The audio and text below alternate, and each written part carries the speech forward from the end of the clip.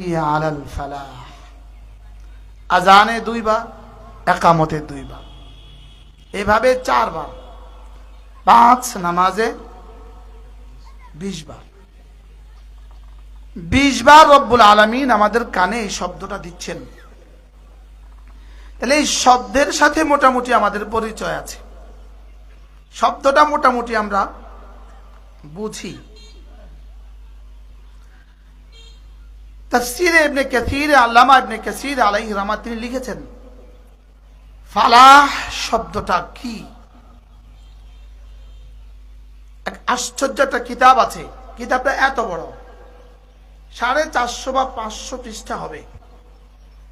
কিতাবটার নাম হলো উলাইকা হুমুল মুফলিহুন। সুবহানাল্লাহ। এই কিতাবটা থেকে আমি ফালাহ শব্দের সাথে আমার ভালোবাসা হয়, আমার মহাব্বত হয়। আল্লামা ইবনে কাসীর আলাইহি রাহমাত তিনি লিখেছেন, ফালাহ শব্দটার তরজমা আন ইয়াজিদাল মারউ কুল্লা মাহবুবিহি ওয়া আন ইয়াহতারিজাল মারউ আন কুল্লি মাকরুহিহি। একজন মানুষ তার জীবনে সমস্ত প্রিয় বস্তু পেয়ে যাওয়া, আর একজন মানুষ তার জীবনে সমস্ত অপ্রিয় বস্তু থেকে বেঁচে যাওয়া, এটার নাম হলো ফালাহ।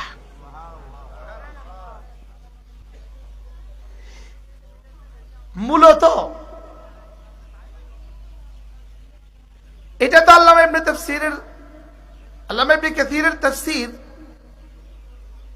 ওনার যোগ্যতা দিয়ে ইনি এই শব্দ আবিষ্কার করেছেন। লেকিন মূলত ফালাহ শব্দের ভিতরে রব্বে কারীম যেই পরিমাণ সফলতা এই ফালাহ শব্দের ভিতরে রব লুকায়িত রেখেছেন, সারা পৃথিবীর সমস্ত জিন ও ইনসান, যত মানুষ ছিল, যত মানুষ আছে, যত মানুষ আসবে, সকলেই যদি সফলতার সংজ্ঞা দেয়, আর সকলেই যদি সফলতার সংজ্ঞা দিতে দিতে কিয়ামত কায়েম হয়, যেখানে গিয়ে সফলতার সংজ্ঞা পুরো কুল কায়নাতের সফলতার সংজ্ঞা যেখানে গিয়ে শেষ হবে, ফালাহের মধ্যে রব যে সফলতা শুরু দিয়েছেন ওটা সেখান থেকে শুরু হবে। না না, এটা বুঝাবার শব্দ আমার কাছে নাই, আরে এটা বুঝাবার শব্দ জিবরিলের কাছে নাই।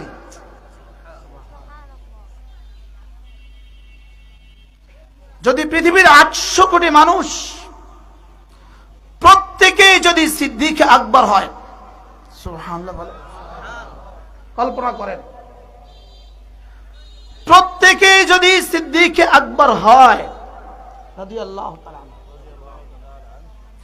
এরপরে যদি প্রত্যেকের হায়াত কিয়ামত পর্যন্ত হয়, এরপরে যদি ফালাহের তরজমা করে, যেখানে গিয়ে শেষ হবে সেখান থেকে কাদ আফলাহার ফালাহ শুরু হবে। এটা বুঝাবার সাধ্য কার আছে? কেউ ডিগ্রিতে মনে করছি ফালাহ সফলতা, কেউ ব্যবসাকে মনে করছি সফলতা, কেউ পীরকে মনে করছি সফল পীর, কেউ চাকরিকে মনে করছি সফল চাকরি, ইনি সফল প্রাইমারি স্কুলের সফল টিচার, ইনি হাই স্কুলের সফল প্রিন্সিপাল, আর ইনি ঢাকা ইউনিভার্সিটির সফল ভিসি, ইনি আমেরিকার সফল রাষ্ট্রনায়ক। সারা পৃথিবীর সমস্ত সফলতা, সারা দুনিয়াতে সফলতার যত লাইন আছে সমস্ত সফলতা, মালের সফলতার সর্বোচ্চ সফলতা, যোগ্যতার সফলতার সর্বোচ্চ সফলতা, কোনটা দিয়ে বলবেন? ক্ষমতার সফলতার সর্বোচ্চ সফলতা, সারা পৃথিবীর কল্পনায়, সারা পৃথিবীর বিজ্ঞানের ভাষায়, সারা পৃথিবীর সাহিত্যের ভাষায়, সারা পৃথিবীর পীর আর মাশায়েখদের ভাষায় সোয়া লাখ আম্বিয়া আলাইহিসসালামের তাদের ভাষায়, মুঝে कहने दो জিবরিলের ভাষায়। সফলতা যেখানে গিয়ে শেষ হবে, কাদ আফলাহার সফলতা সেখান থেকে শুরু হবে। ইয়াকিন বানান দোস্ত, ইয়াকিন বানান। যা রব আমাকে দিয়ে বলিয়েছেন লিখে রাখেন, যা আমাকে দিয়ে রব বলেছেন লিখে রাখেন। যেখানে গিয়ে ফালাহের কল্পনা জিবরিলের শেষ হবে, সেখান থেকে রব্বে করিমের কাদ আফলাহার ফালাহ শুরু হবে। যেখানে মাখলুকের কল্পনা শেষ হবে, কি বলছি মাওলানা বলেন, সেখানে রব্বে করিমের কাদ আফলাহার ফালাহ শুরু হবে। লা উযনুন সামিআত ওয়ালা আইনুন রাআত ওয়ালা খাতরা আলা কলবি বাশার ফালা তা'লামু নাফসুম মা উখফিয়া লাহুম মিন কুররাতি আয়ুন। নাফসুন নাকিরা, আর নাকিরাতু তাহতা আন-নাফি তাউম্মু। তরজমা কি, পৃথিবীর কেউ জানে না আমি তোমাদের জন্য কি কি নিয়ামত গোপন রেখেছি। হায় রব্বে করিম যদি আমাদেরকে সাথে একটু পরিচয় দিতেন, আমাদের ইয়াকিনের দুনিয়া যদি এই শব্দ একটু ভাসত।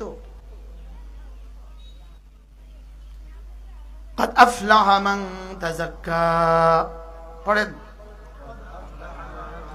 উলামায়ে উম্মত আপনারা বুঝেন, অন্যরা বোঝা দরকার নাই। আলাম কালানাম খাল্লে, যদি আমি বুঝতাম এই শব্দ কাকে বলে, যদি আমি বুঝতাম আমার মুস্তাকবেল, আমার জান্নাতে রব আমার জন্য কি রেখেছেন। এই ফালাহের আদনা মিসদাক, সর্বনিম্ন প্রয়োগস্থল, যেটার নিচে আর নিচ নাই, ফালাহের যেটার নিচে আর নিচ নাই, ওটা 10 দুনিয়া বরাবর জান্নাত। মুখস্থ করেন, ফালাহের যেটার নিচে আর নিচ নাই, বলেন যেটার নিচে আর কোনো স্তর নাই, সেটা 10 দুনিয়া বরাবর জান্নাত। আর সেটার মেয়াদ কাল রব যতদিন ততদিন। হায় উম্মতে মুসলিমা, বুঝি নাই রব আমাকে কি দিতে চাচ্ছেন। ওলামায়ে উম্মত বুঝি নাই রব আমাকে কি দিতে চাচ্ছেন। কিসের সাথে রব আমাকে জুড়ে দিয়েছেন? আমাকে ইলমের সাথে জুড়ে দিয়েছেন, আমাকে ঈমানের সাথে জুড়ে দিয়েছেন, আমাকে আমলের সাথে জুড়ে দিয়েছেন, আমাকে তাকওয়ার সাথে জুড়ে দিয়েছেন। আমার বুঝে আসে নাই, আমার বিশ্বাসের দুনিয়া আবাদ হয় নাই যে রব আমাকে কি দিতে চাচ্ছেন। হয়েছে? বিশ্বাস হয়েছে আমাদের? আমাদের বিশ্বাস হইলে আমরা মোবাইলে থাকতাম না, আমাদের বিশ্বাস হইলে আমরা পান খাইতাম না, আমাদের বিশ্বাস হইলে আমরা আমাদের ঠোঁট বন্ধ রাখতাম না। বুঝে না, হ্যাঁ ও কেন না, ও কেন। আমাদের বিশ্বাস হলে আমি আবার এটা হাতছাড়া করতাম কিভাবে? আল্লাহর কসম খেয়ে বলি, এই বিশ্বাস থেকে আমি মাগরিবের সুন্নতের পরে এখানে বসে গেছি, এই বিশ্বাস থেকে যে আমি আমার 5 মিনিট বাড়তি কামে লাগাই। আপনাদের জন্য আমি বসি নাই, আমি আমার জন্য বসছি। আমি গজল গাইতে দেই নাই কেন? আমি আমার কাজে লাগাই।